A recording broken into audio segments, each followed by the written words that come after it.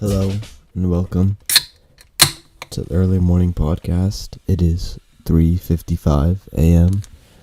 5:16, and as we've been saying, we're rocking. We keep it going, and the studio is coming along better and better than ever.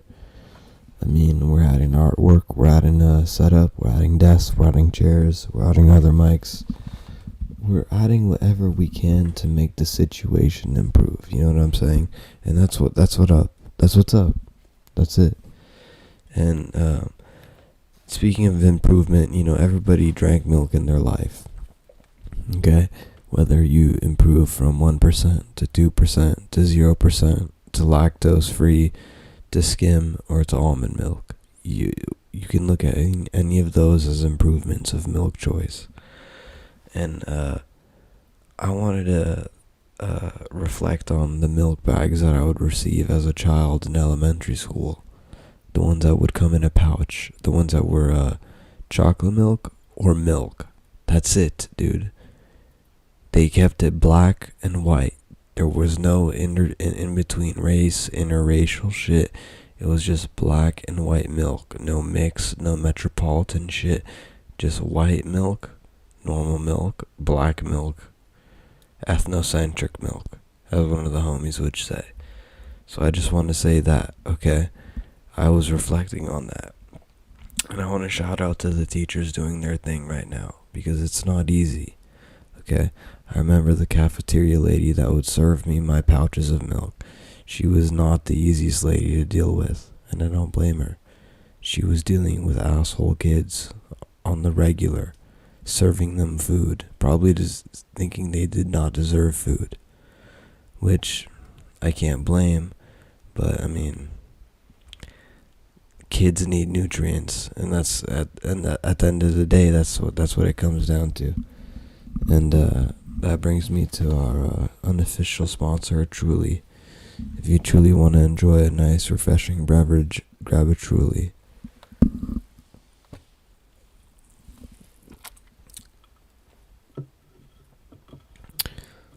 Besides the milk bags that we were receiving in elementary school, they cut them off in middle school and high school. We weren't getting the same milk bags, bro. There were the bags you would either rip. You were savage enough to rip it with the corner, rip the corner with your teeth, or you poked it like a bitch. I was fucking drinking that shit out the corner, bro, like a tit. I'd go like a fucking old school on that bitch, dude. You understand what I'm saying? I'd go right for the tit and just drain it straight. 2-3 pulls maybe. Depends how I'm feeling, depends how thirsty I am. But that also reminds me, how savage you get, with the milk bags. How savage some of the kids were. Some of the kids, dude, in elementary school were fucking wild, dude. I remember this kid, I'll say his name, Daniel. Won't say the rest of his name, but his name was Daniel. I saw this kid, Daniel, catch probably over the course of the 3-4 years I was in school with him, from probably 2 to 5th grade or 3 to 6th grade. I don't think he made it to 6th grade, man. I think they got rid of his ass before then. But this boy Daniel, this white kid Daniel, I saw him catch probably 4 different kinds of, not serpents, but cold-blooded animals, whether it be lizards, whether it be a snake, what else is cold-blooded? Cockroaches, maybe. I don't know. And he would catch them at our school, on campus, maybe in the grass lot. Maybe he would even go off campus, on the trails, and even do some shit, get sneaky with it. And he would come back with these creatures, and he would say, "Hey, watch this," and just put them in his mouth. Daniel would just shove these things in his mouth, whether it be a gardener. We didn't even know, dude. We were little kids, bro. We had no clue what But he was like, he felt so confident. He would shove lizards. he would shove all kinds of insects and just put them in his mouth for like 5 seconds, 3 to 5 seconds, and then take him out and let him go. And he claimed to be like the next Steve Irwin, but his name was Daniel, which is also a white name. So I mean, he could have been. But I'm like 98% sure he's nowhere on the path near Steve Irwin's, which Steve Irwin's path did end negatively in a very like tragic way, which we don't want to focus on right now. That's not the point of this. The point of this was how Daniel is crazy and how he wasn't drinking the milk bags the same way most kids were, basically. Also, it comes down to that. And also, I just want to let you guys know right now I'm chilling in a dark blue robe. A long dark blue robe. I'm chilling. Like I said, it's like 4 a.m. in a dark blue robe. I'm chilling, sipping on a Truly, staying refreshed. I'm about to get on a Discord call, which brings me to my next unofficial sponsor, Discord, which, I said it on the last episode, and again, I'm going to refer to a couple episodes before, on my next topic. Discord's just so much better than any interactive or, just kind of talking app, I guess. I don't know what you want to call it, dude. It's not a fucking dating app. It's not a tracking app, dude. It's a communication app, okay?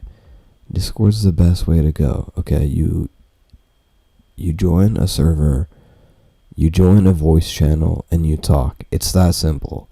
Or you create a server, you create different channels for different things, and you set them up how you want. It's that simple as well.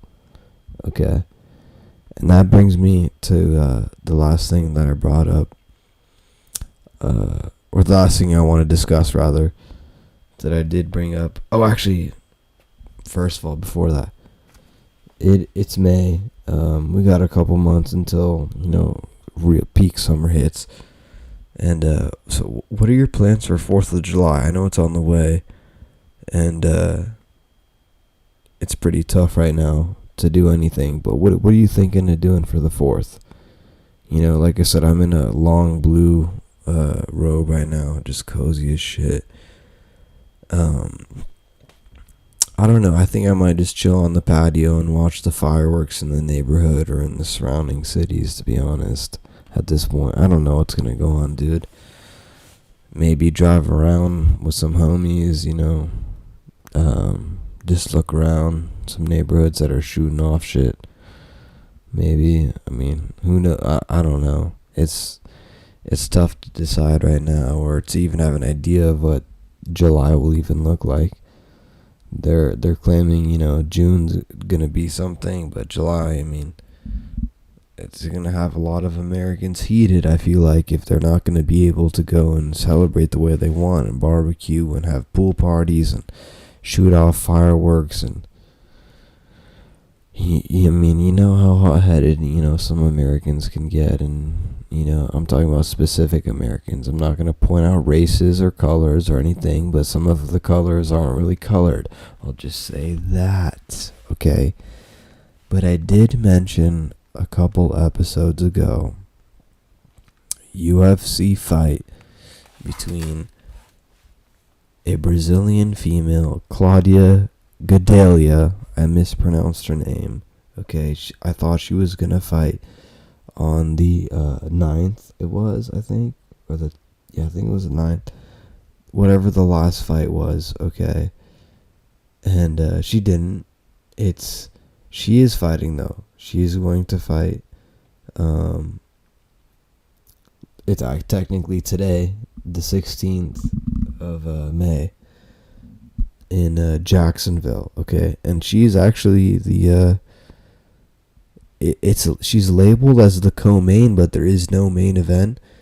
She is fighting who I thought she was gonna fight. Like I said, Angela Hill, an African American lady who was homeless a couple of years ago, and they are both undefeated, 17-0, Claudia, 12-0, Angela, And Claudia kind of specializes in jiu-jitsu and what's it called?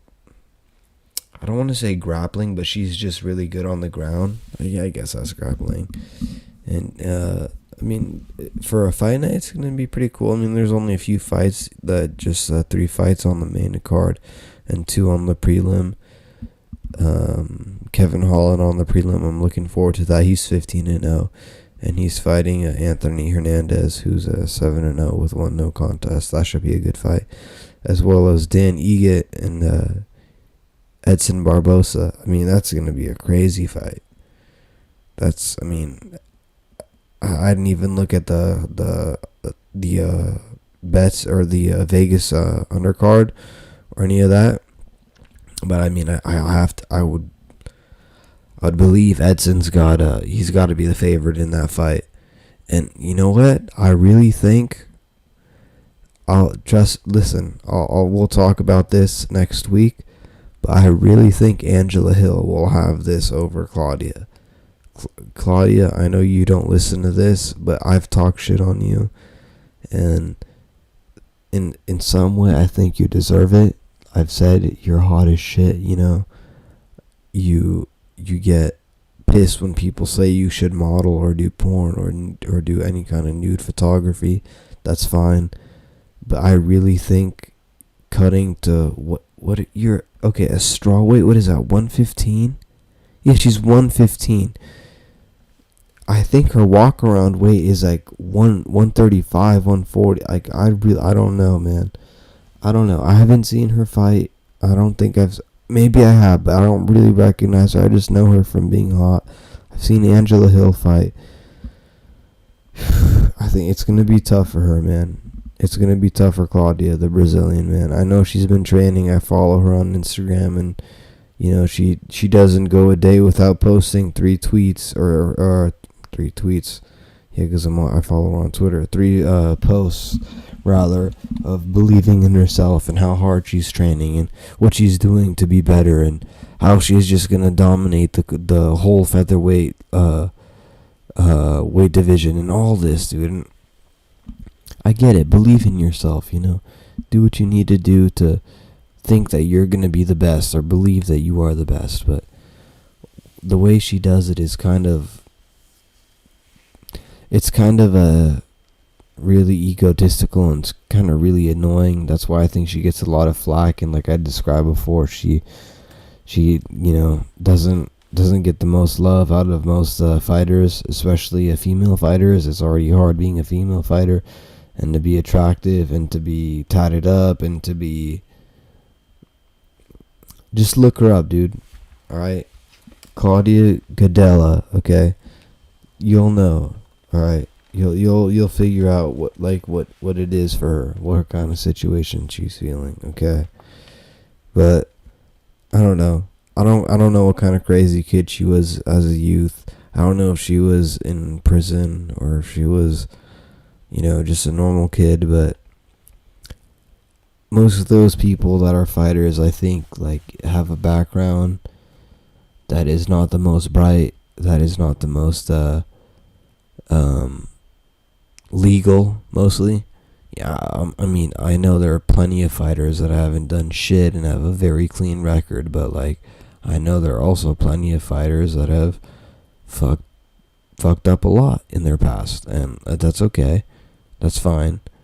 But this isn't, you know, a completely UFC podcast or anything like that, or a review of, you know, fights. I just wanted to, you know, discuss Claudia Gadelha because I brought her up before, and I wanted to make my prediction. And my prediction is that I don't think that she'll, you know, fuck, man. Just seeing Angela Hill's last fights, I don't think I haven't seen Claudia fight, dude, in especially a long time. I've seen her highlights, but I don't think that she will stand against Hill. I don't think so. I think Angela Hill will fight with more heart, and I think Claudia's a little bit of talk, but I could be very, very, very incorrect. So we'll see. We'll see tomorrow. Okay, we'll come back, of course, with an update in the next couple days. We'll discuss it, and we'll discuss other things, whether it's bagged chocolate milk or whether it's crazy people that you met in school, or whether how cozy you are, or what your plans are on the 4th. But please comment. Let me know what you're planning on doing as of now on the 4th.